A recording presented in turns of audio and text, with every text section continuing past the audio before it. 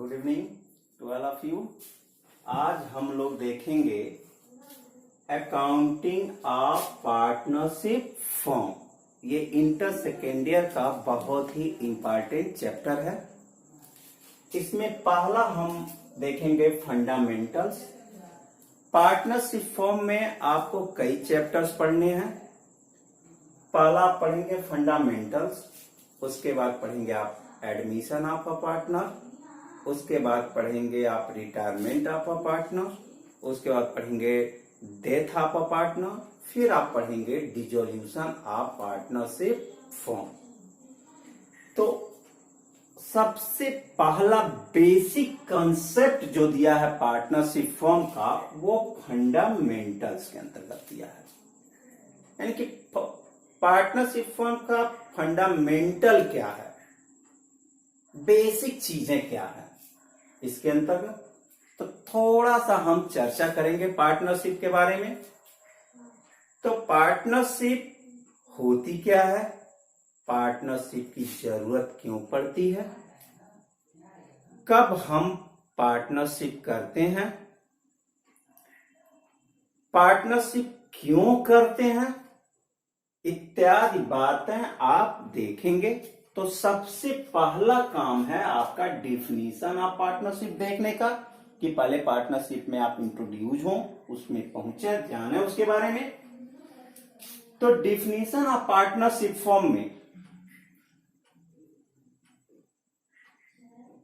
जो बताया गया है वो एक एक पॉइंट्स को आपको बहुत ध्यान से सुनना है और उसको लिखते भी जाना है, क्योंकि इसका एक भी पॉइंट छूटा तो पार्टनरशिप को अधूरा कर देगा। और हम डिटेल आपको बता रहे हैं उसके बारे में, तो ध्यान से सुनिएगा। Partnership is the relationship between persons who have agreed to share the profit and losses of the business carried on by all or any of them acting for all। अब इसमें कुछ टर्म्स दिए हैं, उन टर्म्स को ध्यान से आपको सुनना है और उसको लिखते भी जाना है। पहला देखिएगा, partnership is the relation between person. अब यहां पे कहा रिलेशन बिटवीन पर्सन, यानी कि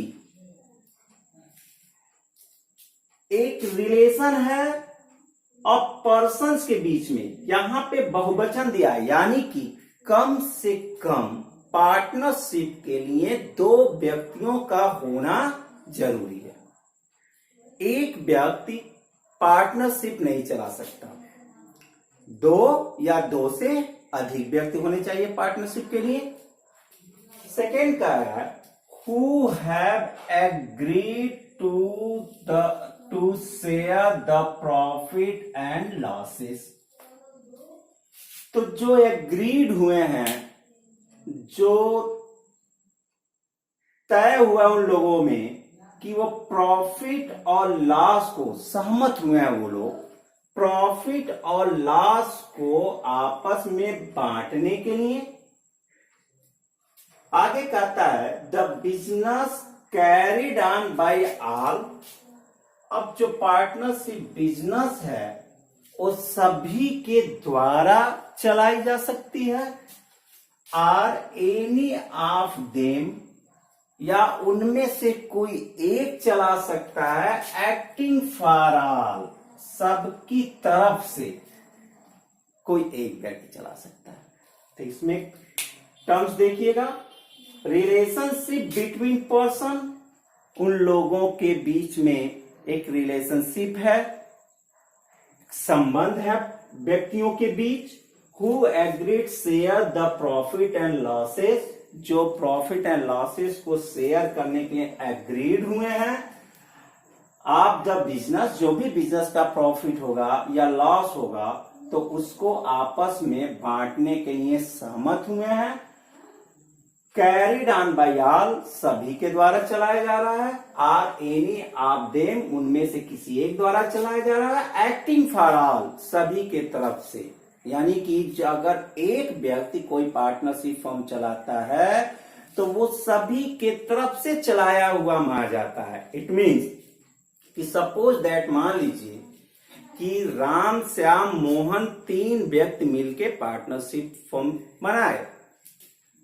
अब राम और श्याम ने काम नहीं किया, केवल मोहन काम कर रहा है वर्किंग पार्टनर के रूप में, राम और श्याम स्लीपिंग पार्टनर हो गए। ये जरूरी नहीं है कि तीनों पार्टनर काम कर रहे हैं। अब जब राम श्याम स्लीपिंग पार्टनर है, मोहन केवल काम कर रहा है, तो मोहन जो भी काम करेगा उस कार्य की रिस्पांसिबिलिटी राम और श्याम की भी उतनी ही मानी जाएगी जितना मोहन का माना जाएगा। इट मीन्स कि या तो सभी व्यक्ति मिलकर बिजनेस को चलाएं या उनमें से कोई एक व्यक्ति अन्य सभी की तरफ से बिजनेस को चलाए। ये पार्टनरशिप फर्म की डिफिनीशन है। अब हम आएंगे, देखेंगे main feature of partnership. Partnership की मेन फीचर्स क्या है, तो इसको देखने से पहले थोड़ा सा और चर्चा हम करेंगे पार्टनरशिप के बारे में, जिसके चलते आप थोड़ा सा और जान पाए। तो मेन हमारे दिमाग में ये आता है कि हम पार्टनरशिप करते क्यों हैं। तो देखिए, अगर हम कोई बिजनेस ऐसा कर रहे हैं जिसमें खुद की केवल पूंजी लगाई है, तो ऐसे दशा में ऐसा हो सकता है कि लॉसेज हो, और वो लॉसेज इतना बड़ा हो सकता है कि मैं फिर से बिजनेस को कैरिड रख ही नहीं पाया, बिजनेस चला ही नहीं पाया। अगर प्रॉफिट होगा तो प्रॉफिट भी पूरा पाऊंगा, और लॉस होगा तो पूरा लॉस भी मुझी को सहना पड़ेगा। इट मीन्स कि सिंगल बिजनेस चलाने में रिस्क बहुत ज्यादा उठाने की संभावनाएं बनी रहती हैं। दूसरा, कि जितनी पूंजी की हमें जरूरत है बिजनेस को चलाने के लिए, हो सकता है कि हमारे पास उतनी पूंजी न हो। ये भी जरूर हो सकता है कि हमें जितनी एरिया कवर करनी है बिजनेस का, उतना एरिया इकलौता मैं कवर न कर पाऊं, एक्सटेंशन ऑफ द बिजनेस उतना न कर पाऊं। तो ऐसे दशा में हमें एक ग्रुप को कंसीडर करना पड़ता है, जो कि पार्टनरशिप के रूप में हम लोग चलाएं।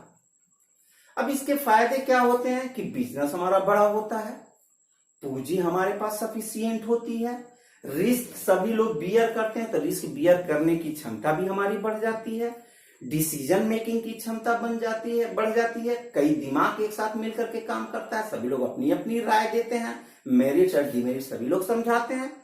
तो ऐसे दशा में बिजनेस हमारा बहुत अच्छी तरह से कैरिड होता है, बहुत लंबे समय तक कैरिड होता है। तो अगर बिजनेस थोड़ा बड़ा करना है, पूंजी की हमारे पास कमी है, तो हम मिल करके कई लोग एक ग्रुप बना करके बिजनेस करते हैं, उसी को हम लोग बोलते हैं पार्टनरशिप। अब पार्टनरशिप में कुछ बेसिक चीजें आपको ध्यान में रखना होगा।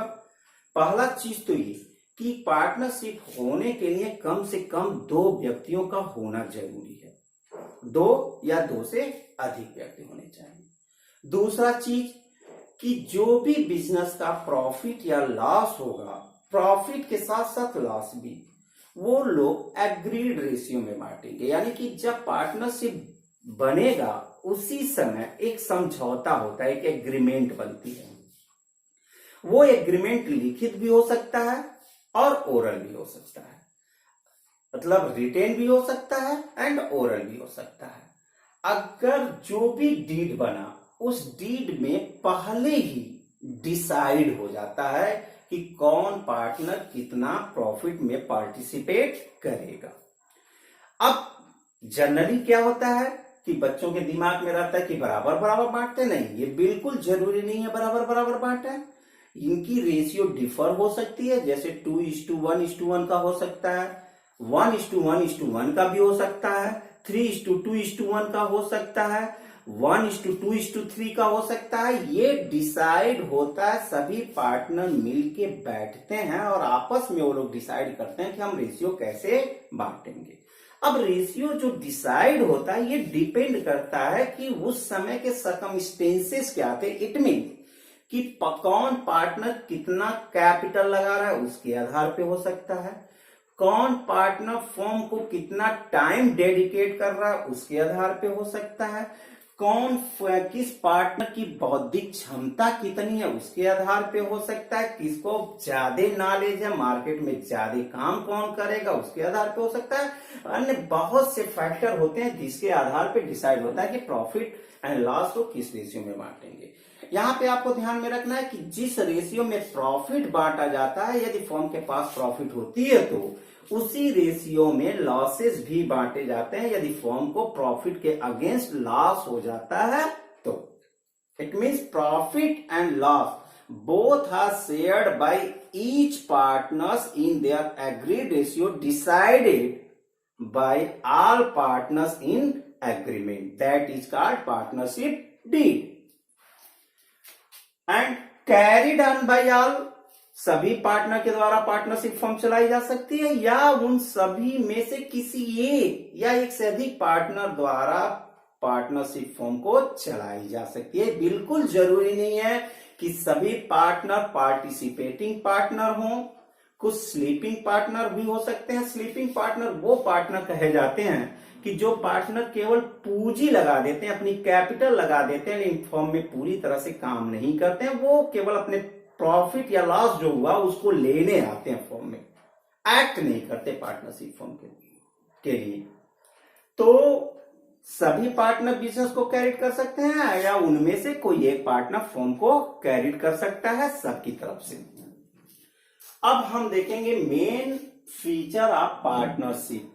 पार्टनरशिप के मेन फीचर्स क्या हैं, यानी कि मेन कैरेक्टरिस्टिक क्या है पार्टनरशिप के, उसकी विशेषताएं क्या होती हैं पार्टनरशिप के। तो ये विशेषताएं कुछ मेन विशेषताएं हमने लिखी हैं। उन विशेषताओं को आप कॉपी में लिख लेंगे, डेफिनेशन भी आप लिख लेंगे और फीचर भी लिख लेंगे और राइट ऑफ पार्टनर्स भी लिख लेंगे। यानी कि ये बोर्ड के एग्जाम में, 12th के बोर्ड के एग्जाम में आप बैठने वाले हैं तो ये न्यूमेरिकल के साथ साथ थ्योरेटिकली भी बहुत इंपॉर्टेंट चैप्टर है ये आपका। तो इसलिए इसके मेन जो टॉपिक्स हैं वो आपको लिखा होना चाहिए और मेमोराइज होना चाहिए।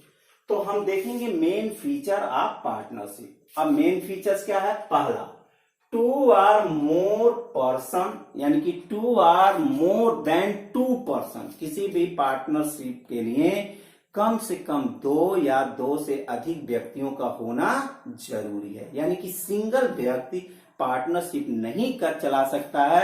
अगर सिंगल व्यक्ति चलाता है तो उसको हम बोलते हैं सोल प्रोप्राइटरशिप, एकल व्यवसाय।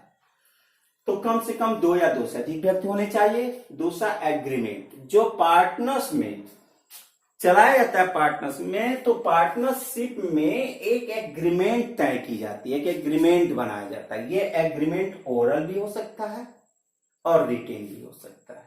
बेहतर होता है कि रिटेन फॉर्म में हो, क्योंकि ओरल का कोई डॉक्यूमेंट्री प्रूफ नहीं होता है। कल को पार्टनर्स के बीच में कोई डिस्प्यूट हो जाए, कुछ मिसअंडरस्टैंडिंग हो जाए, तो उस मिसअंडरस्टैंडिंग को या डिस्प्यूट का निपटारा कैसे किया जाएगा, उसको कैसे सॉल्व आउट किया जाएगा।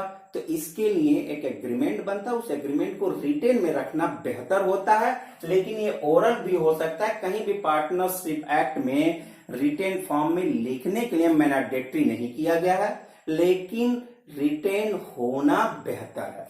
तो ये एग्रीमेंट बनता है। इस एग्रीमेंट में वो सभी टर्म्स एंड कंडीशन कि पार्टनर्स कितनी पूंजी लगाएगा, उनके बीच में प्रॉफिट एंड लॉस किस तरह बांटे जाएंगे, पार्टनर्स को एडमिट नए पार्टनर करने का पावर है कि नहीं है, इंटरेस्ट ऑन कैपिटल इत्यादि बहुत सी बातें एग्रीमेंट में लिखी जाती हैं, जिसको आप ये कह सकते हैं पार्टनरशिप डीड भी बनाई जाती है। तो इसको पार्टनरशिप डीड के रूप में हम लोग जानेंगे बाद में। तो एक एग्रीमेंट होता है। फिर नेक्स्ट है existence of business and profit motive. तो सबसे ज्यादा जरूरी है, अगर हम पार्टनरशिप कर ही रहे हैं, सब कुछ कर लिया और कोई हमारा बिजनेस ही ना हो, तो फिर पार्टनरशिप बेकार है। तो पार्टनरशिप के लिए बिजनेस का होना जरूरी है, यानी कि जो लोग मिल रहे हैं, दो या दो से अधिक व्यक्ति जो मिल करके प्रॉफिट कमाने के उद्देश्य से आपस में मिल रहे हैं, तो उस करेंगे क्या, उनको करना है एटलीस्ट बिजनेस। तो एक बिजनेस का एग्जिस्टेंस होना बहुत जरूरी है, एक बिजनेस होना चाहिए, और जो बिजनेस होना चाहिए उसका उद्देश्य प्रॉफिट मोटिव होना चाहिए, यानी कि हम प्रॉफिट कमाने के लिए बिजनेस कर रहे हैं, सेवा भाव के लिए हम बिजनेस नहीं कर रहे हैं।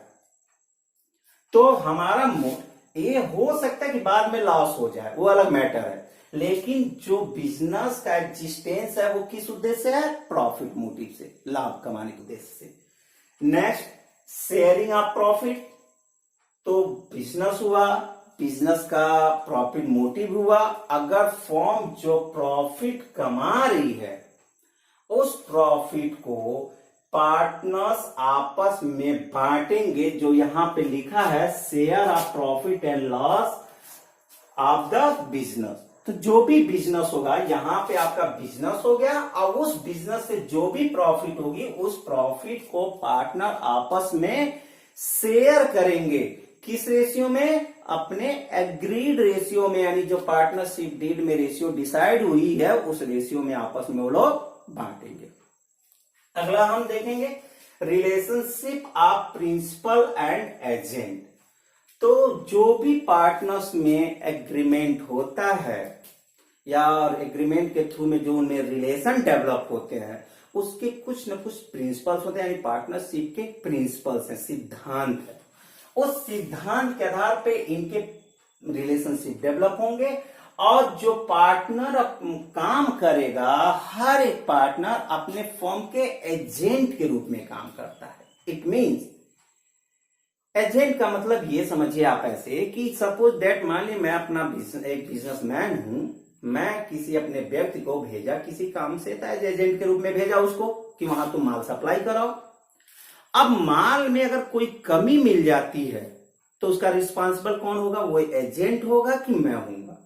डेफिनेटली मैं हूंगा, क्योंकि जिसके पास मैंने माल सप्लाई किया वो उस सेल्समैन को नहीं जानता, उसको नहीं बोलेगा, वो मेरे पास फोन करेगा कि आपने माल क्यों खराब भेज दिया। तो उसी तरह रिस्पॉन्सिबल मैं हूं, एजेंट रिस्पॉन्सिबल नहीं है। तो यहां पे रिलेशनशिप, जब प्रिंसिपल, जो पार्टनरशिप का जो सिद्धांत है, उस सिद्धांत के आधार पे अगर कोई पार्टनर काम करता है एज एजेंट के रूप में, तो उसकी पूरी रिस्पॉन्सिबिलिटी होती है पार्टनरशिप फर्म की। तो रिलेशनशिप होता है principal, relationship of principal and agent के रूप में काम करता है हर एक पार्टनर। नेक्स्ट है आपका बिजनेस में be carried on by all or any of them acting for all. Last वही है कि बिजनेस हर एक पार्टनर के द्वारा चलाया जा सकता है, यानी कि जितने पार्टनर वो सभी लोग मिलकर बिजनेस चला रहे हैं, या उनमें से कोई एक पार्टनर जो सबका प्रतिनिधित्व करते हुए, सबको रिप्रेजेंट करते हुए बिजनेस को चला सकता है। यहां पे एक बात समझिएगा कि अगर एक व्यक्ति बिजनेस चला रहा है, अन्य पार्टनर नहीं चला रहे, तो उस व्यक्ति ने अगर बाय लॉ जो पार्टनरशिप के प्रिंसिपल थे उस प्रिंसिपल के अगेंस्ट काम नहीं कर रहा, प्रिंसिपल के अकॉर्डिंग काम कर रहा है, तो उस व्यक्ति द्वारा जो भी काम किया जाएगा उसकी पूरी रिस्पॉन्सिबिलिटी हर एक पार्टनर की होगी। यानी कि जो पार्टनर ये बिजनेस चला रहा है, केवल उसकी रिस्पॉन्सिबिलिटी नहीं है, उसके द्वारा किए गए हर एक कार्य की रिस्पॉन्सिबिलिटी हर एक पार्टनर को होगी, चाहे वो वर्किंग पार्टनर हो या स्लीपिंग पार्टनर हो। क्लियर हो गई बात यहां तक? तो ये आपके थे मेन फीचर ऑफ पार्टनरशिप। अब हम देखेंगे राइट ऑफ अ पार्टनर। एक पार्टनर के क्या क्या पावर है, क्या क्या अधिकार है।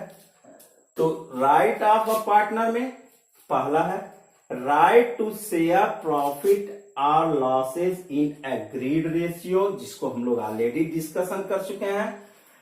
तो जो भी फर्म के प्रॉफिट होंगे या लॉस होगा उसको एग्रीड रेशियो में, यहां पे आपको ध्यान रखना है, एग्रीड रेशियो में हर एक पार्टनर आपस में बांटेगा, यानी कि जो भी पार्टनर होगा जो एग्रीड रेशियो, इस रेशियो में प्रॉफिट एंड लॉस को बांटेंगे आपस में।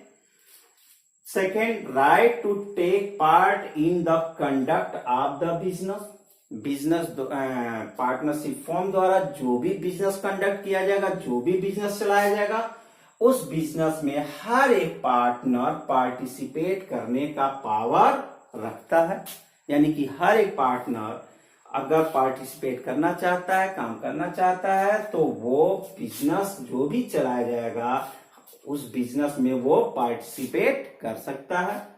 नेक्स्ट है right to inspect and have a copy of the books of account. तो हर एक पार्टनर को फर्म के द्वारा जो भी बुक्स ऑफ अकाउंट मेंटेन किए जाते हैं, उस बुक्स ऑफ अकाउंट को इंस्पेक्शन करने का यानी कि निरीक्षण करने का पावर होता है। जब पार्टनर को कहीं भी सस्पेक्ट लगे, उसको कहीं भी डाउट हो, तो वो बुक्स ऑफ अकाउंट को चेक कर सकता है और जरूरत पड़ी तो उसकी एक कॉपी भी ले सकता है। इट मीन्स कि अगर उसको जरूरत पड़ी किसी बुक्स ऑफ अकाउंट की कॉपी की, तो वो चाहे तो उसकी फोटोकॉपी करा सकता है या मैनुअली वो लिख करके उसकी डॉक्यूमेंट्री प्रूफ के लिए ले सकता है। नेक्स्ट है right to disallow the admission of a new partner. अगर अन्य पार्टनर, सपोज दैट मान लीजिए 3 पार्टनर हैं, तीन पार्टनर में से 2 पार्टनर किसी नए चौथे व्यक्ति को पार्टनर के रूप में पार्टनरशिप में लाना चाहते हैं, तो ऐसे दशा में एक पार्टनर जो नहीं चाहता है कि नए पार्टनर को शामिल किया जाए, वो एडमिशन पर रोक लगा सकता है। यानी कि हर एक पार्टनर को यह पावर है कि वो किसी भी नए व्यक्ति को पार्टनरशिप में एडमिट होने से रोक सके।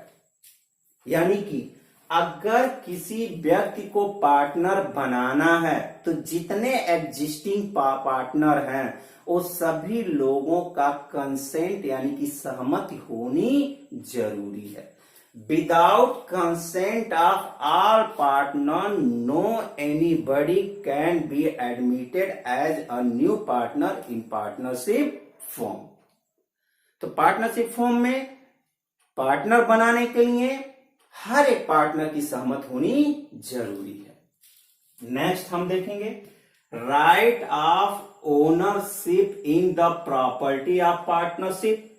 पार्टनरशिप फॉर्म की जो भी प्रॉपर्टी है, जो ये पार्टनर पैसा लगाते हैं कैपिटल के रूप में, उस कैपिटल को हम कैपिटल का कुछ हिस्सा से हम पार्टनरशिप फॉर्म के लिए लैंड, प्लांट, मशीनरी, फर्नीचर इत्यादि खरीदते हैं, यानी कि एसेट्स के रूप में इन्वेस्ट करते हैं, और कुछ को स्टॉक या कैश के रूप में रखते हैं। तो स्टॉक में भी वो भी हमारा एसेट्स है और कैश वो भी हमारा एसेट्स है। इट मीन्स कि जो भी पार्टनर है वो फर्म की जो भी प्रॉपर्टी होगी, ये प्रॉपर्टी आपको मिल जाएगी बैलेंस शीट से। तो जो भी प्रॉपर्टी होती है उस पूरे प्रॉपर्टी में हर एक पार्टनर को का स्वामित्व होता है। यानी कि हर एक पार्टनर जब भी चाहे अपने आप को फर्म से अलग करना, तो अपने आप को अलग कर सकता है और फर्म की जो प्रॉपर्टी है उसमें जितना उसका पार्टिसिपेशन बनता है उतना हिस्सेदारी वो ले सकता है। यानी कि अपना हिस्सेदारी लेकर के वो फर्म से अलग हो सकता है। नेक्स्ट है right to take interest on loan given to firm.